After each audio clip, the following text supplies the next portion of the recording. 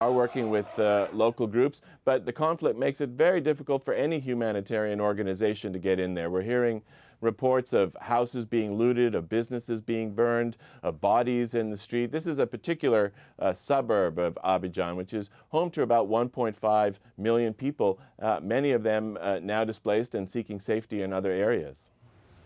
In Somalia, African Union peacekeepers and government troops are claiming some success against al-Shabaab fighters. The joint forces say they've captured key positions in the north of the capital, Mogadishu. Commanders say they're also now in control of Beled Hawa, that's on the Kenyan border. Dozens of fighters are reported to have been killed in hours of gun battles. But the African Union is also paying a heavy price. It's thought more than 50 peacekeepers have been killed in the past 2 weeks.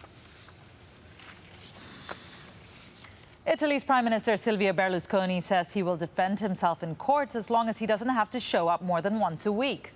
Berlusconi is accused of fraud and embezzlement over the acquisition of television rights for its Mediaset empire. He faces a separate trial in April on charges that he paid for sex with an underage nightclub dancer. Berlusconi denies all accusations. His legal team has asked that the court set aside Mondays for him to appear.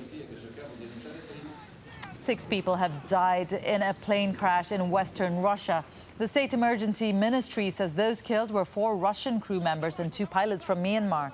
The Antonov An-148 was on a training flight when it came down near Belgorod province, 600 kilometers south of Moscow.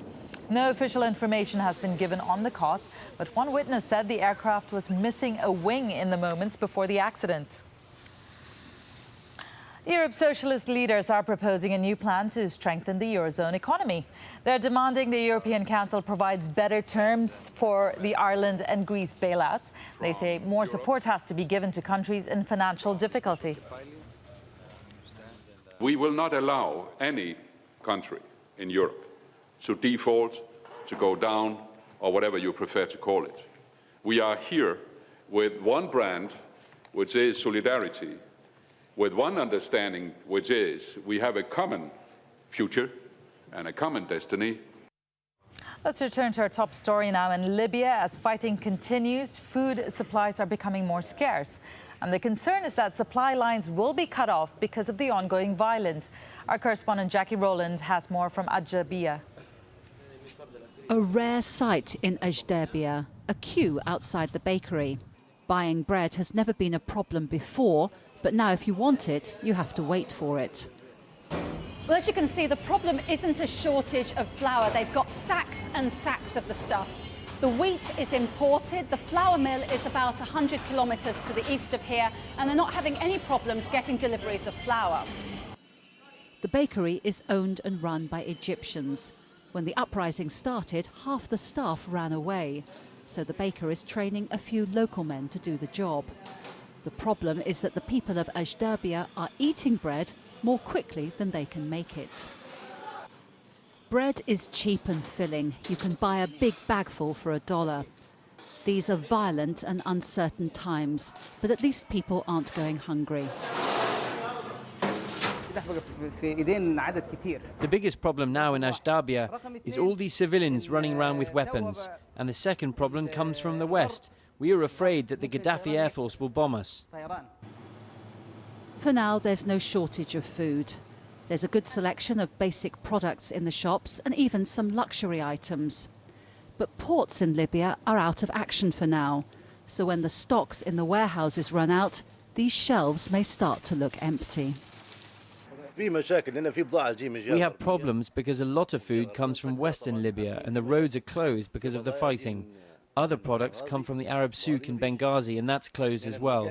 So you can find imported goods in the shops, but not local produce. Families can still put a meal on the table, but vegetables and other fresh produce are scarce. If the fighting gets closer to AlJazeera, the supply of food will inevitably be affected. Jackie Rowland, AlJazeera in eastern Libya. Now, a worldwide effort is underway to repatriate foreign nationals trying to escape the violence in Libya. Before the uprising, there were more than 18,000 Pakistani workers in the country.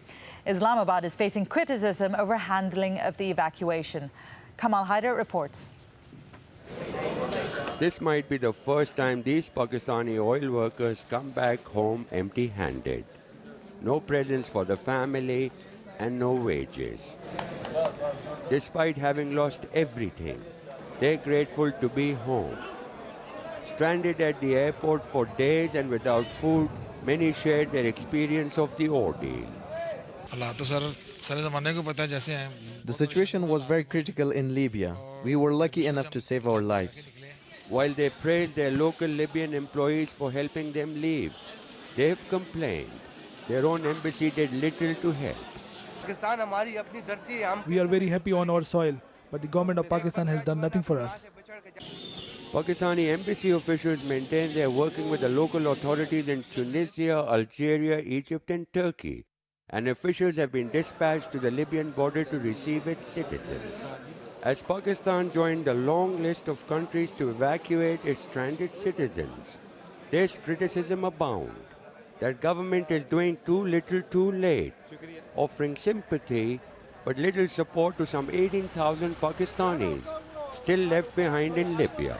Kamal Haider, AlJazeera, Islamabad.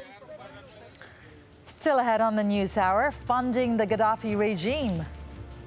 And I'm Imran Khan. On the web desk, we'll have all the latest from cyberspace, including pictures from inside Egypt's ransacked security offices. Plus, find out what links the Hollywood blockbuster Avatar to a Canadian campaign to save an ancient rainforest.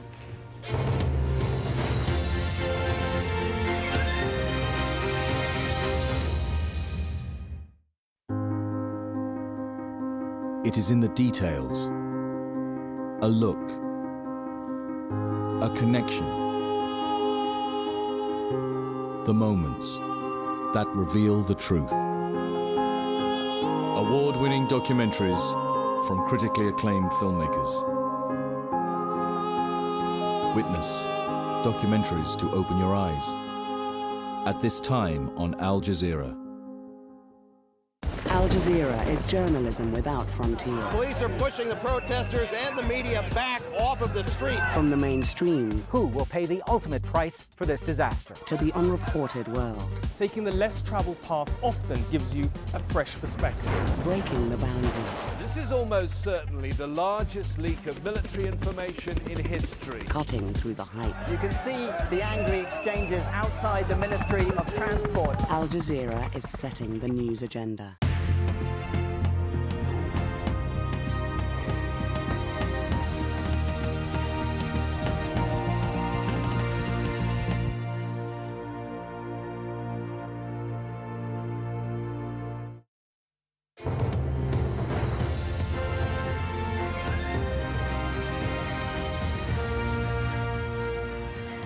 Welcome back. Here are the top stories in Al Jazeera.